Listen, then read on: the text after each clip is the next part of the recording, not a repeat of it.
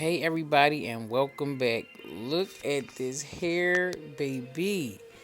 Today is going down.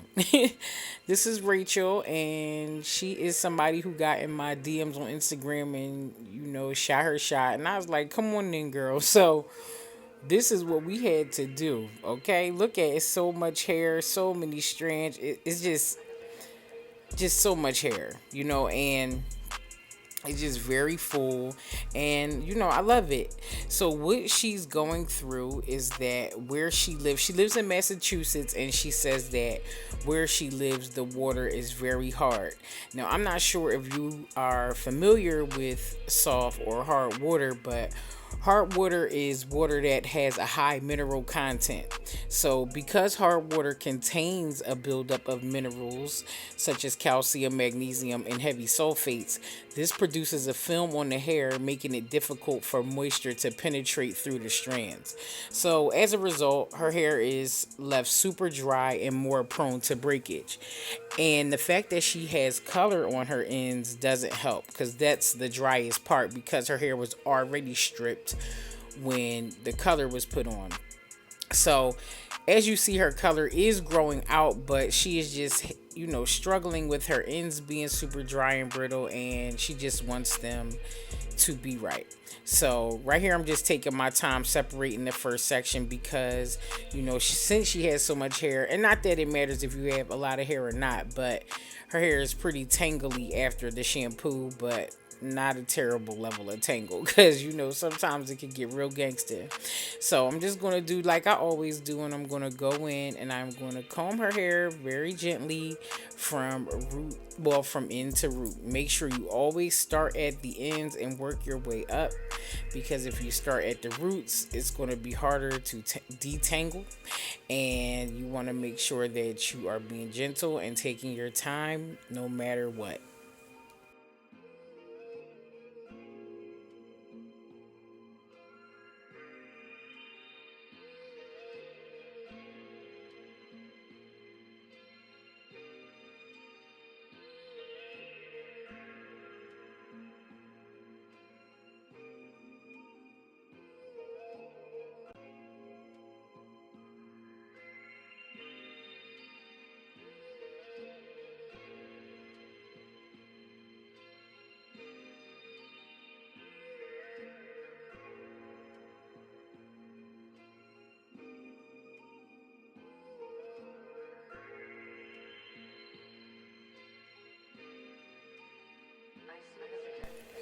Just a reminder, before you blow dry your hair or put any type of heat to your hair, always use a heat protectant.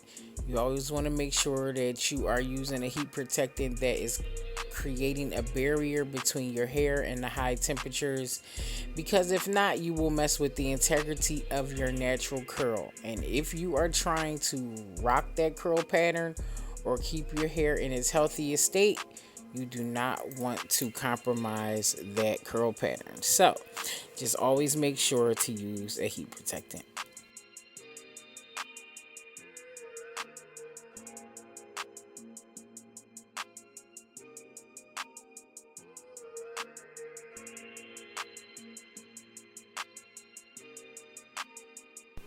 Y'all know I'm using my favorite blow dryer, the ceramic red by Kiss. I know it's been sold out a lot on Amazon. I'm gonna check and see if it's back up there, because if it is, just check the box below and see if I was able to put a link there. If not, that means that it's still sold out.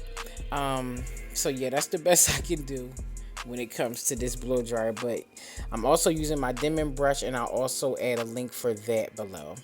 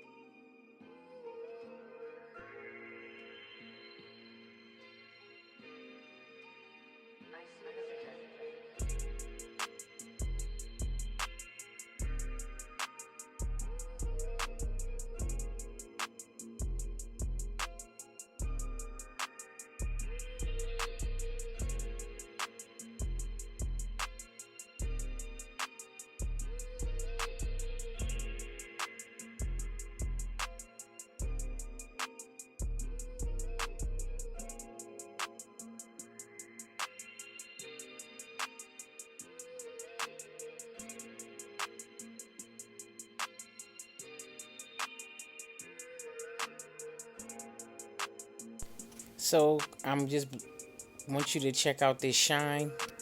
Ow. So I'm blow drying her hair pretty straight today. Not that I don't usually do that, especially when I'm about to do a silk press. But I'm blow drying it straight because today she is going to get wanded. And the thing about wands is that because you can't put the hair in between two plates and press it first, you want to always make sure that you get the hair as straight as possible, because a lot of people have to press the hair first and then wand curl it. Me, I don't want to do anything like that. So between the quality of the tool that I'm going to use and the blow dry, we should be able to achieve wand curls without pressing it first and doing a double process, because to me that's just like using two passes on a flat iron. So we're gonna see.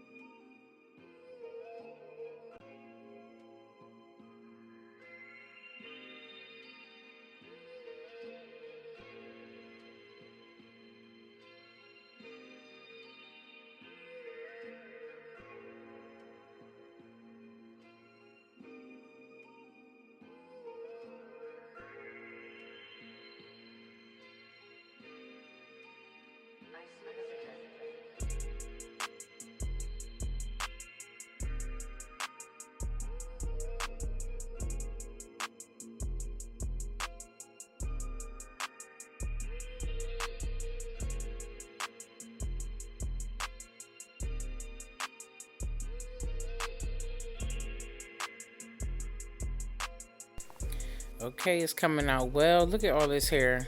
That's like that's more hair than I have on my whole head, just in this section of her head.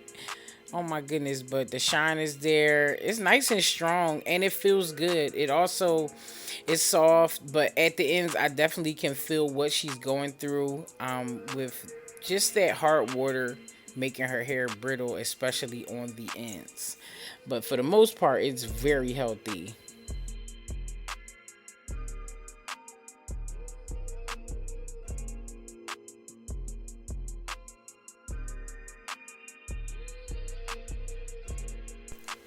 Now, when we were talking about her hair, she was just basically saying that, she thought we were going to have to cut all the color off. But when you really look at it, that's about half of her hair. So I know that we want to get all the damage off, but she's one of the people that I feel like is a good candidate for gradually taking it off. So, because as you see, the line is like pretty much by her shoulders if we were going to take all of the color off, and it would have been very, very heavy. So I just figured we could just take about 2 inches off, 2 inches or so. And I have my her strings of hair shears. And these ones right here, I love these red shears. These are actually her favorites as well. So I was like, let me use the chili ones today. So I'm just gonna get those ends off and give her a line.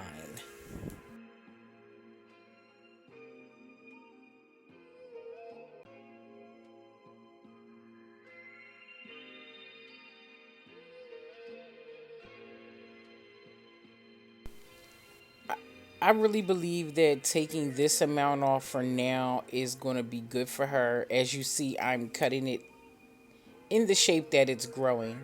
But I believe that this is going to be fine because her hair is in the worst state directly on the ends. So I feel like we're taking off more than enough for now. And if it continues to be dry and break, then we'll just take more off next time.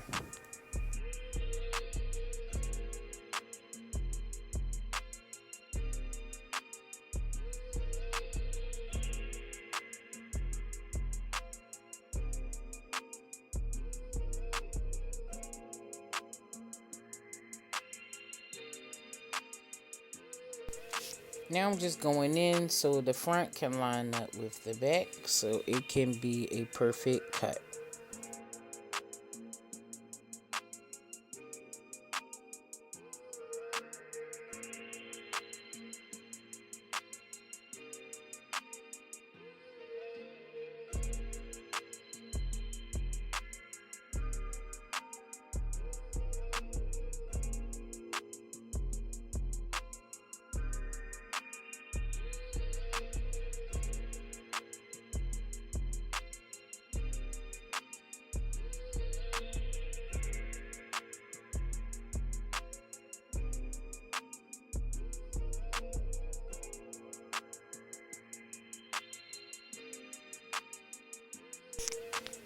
So now you know, next I'm just pulling the hair up, and I am getting the hair that I couldn't reach by trimming the line, and I'm just going to pull it out, and I am going to get the rest of those dry ends off.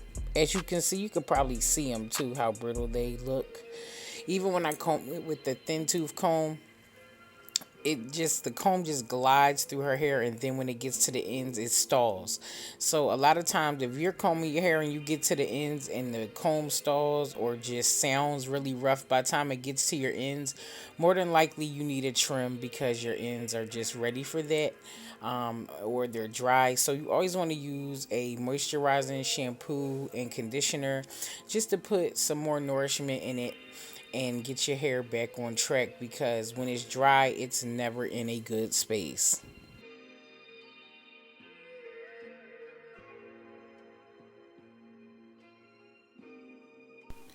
One of the first things I noticed when I moved to LA is how hard the water was. Like, my skin was getting super dry. My hair, it was taking a toll on my hair. And, I'm assuming that the water is harder in California than it is in Pennsylvania. So depending on where you stay, it'll let you know. And you're going to have to take extra measures to make sure that your hair is moisturized. So just look into that where you live and see if your water is hard or soft. They even have like tests. You can buy a test on Amazon to test your water. So now I'm going in with my wands. Earlier I was telling you guys that, I don't like to have to press the hair first. I want to just go in with the wand and I want to curl it because I don't want to do a double heat.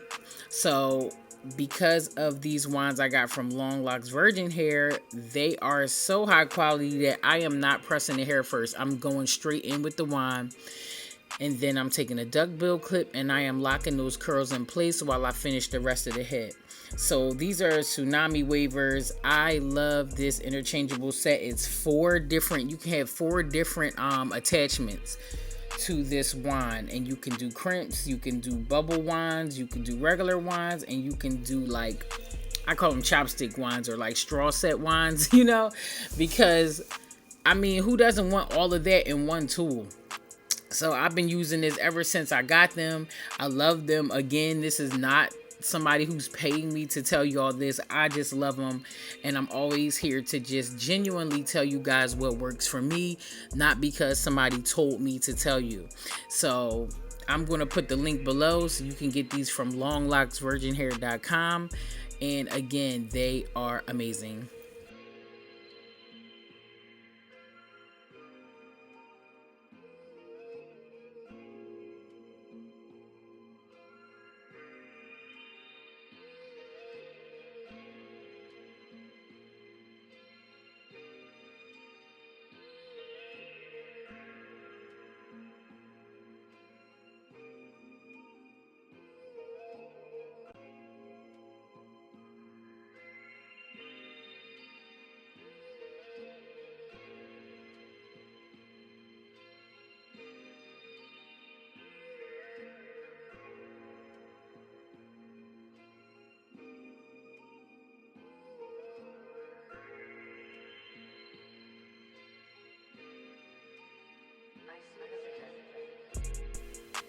Now again, I'm just going to hit those roots first just to make them smooth, and then I'm just going to wrap that hair around the wand, and I'm going to hold it there for a few seconds.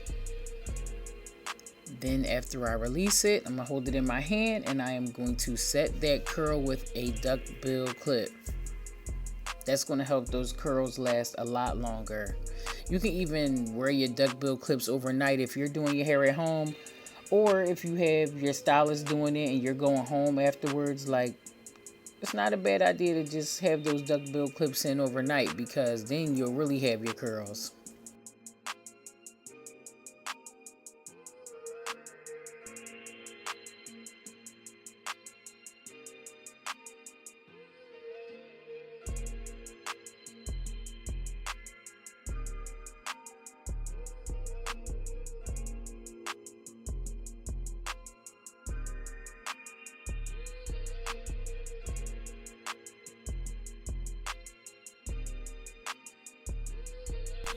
One thing I notice about wand curls is a lot of women love wearing these for their wedding.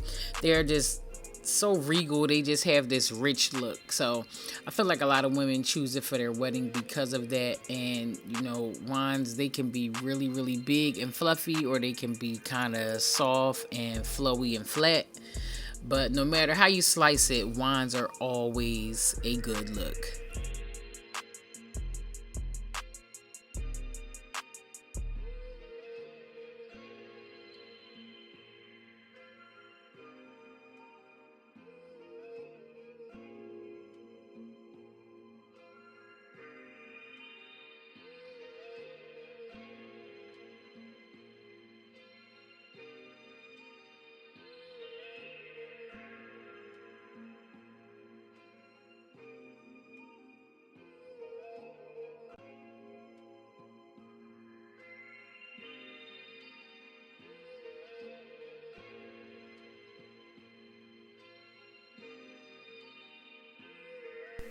So here you're going to peep when I go put that wand on, I grab the first section with my finger, because I noticed that the less hair you put around the wand is easier to slide to the front, to the tip of the wand. So I like to hold it in place sometimes, because sometimes they just like to slide around and do what it want, and you never want to run the risk of having to wand it around this wand twice.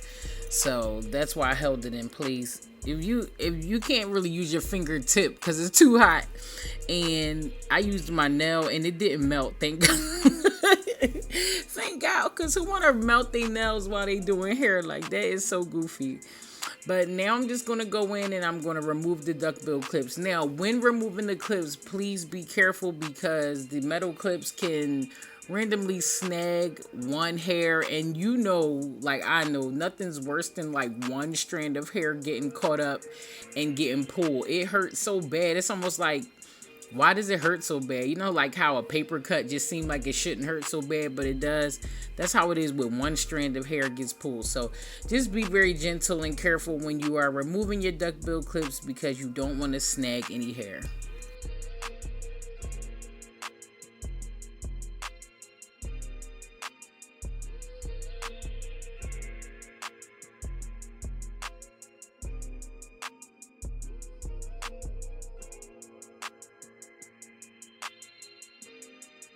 Now look how good they already look. The shine, the luster, they are just like full of air and full of body. Yep, this is going to be a good one.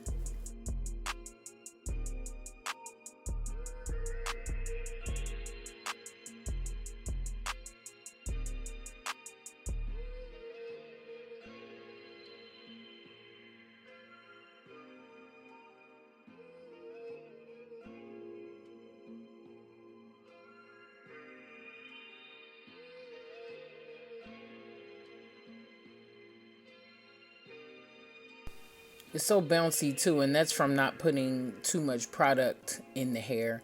It's always a duckbill clip hiding, or if you use pin curl clips, there's always one hiding somewhere that never wants to leave.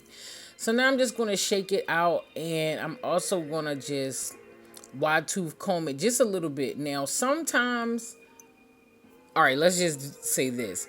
It's okay not to comb it. If you want to just leave your curls in ringlets like that, then that's fine. Me, I like to separate mine just a little bit so that they can marry each other, which means just, mingle and just lay right. I don't think that I wanted to. I feel like when they're just separated like that, it makes it look kind of childish. So, but it's okay. It's your preference, and childish is not necessarily a negative vibe. I'm just saying, it's giving Shirley Temple if they are just all loose. Also, I said I'm gonna start showing y'all how to wrap these styles. So with this style, all you're gonna have to do is pull it up in the top like that, like a pineapple, and just wrap your scarf around it and leave it baggy at the top. Don't tighten it at the top because you don't want to smush them. You just want to leave it baggy. So here we are. Her curls are done, and every day her hair is either going to get bigger and bigger or they're going to get looser and longer. It just depends on the person. So it looks like she loves it. I love it. And I just want to thank you guys for watching, and I'll see you next time.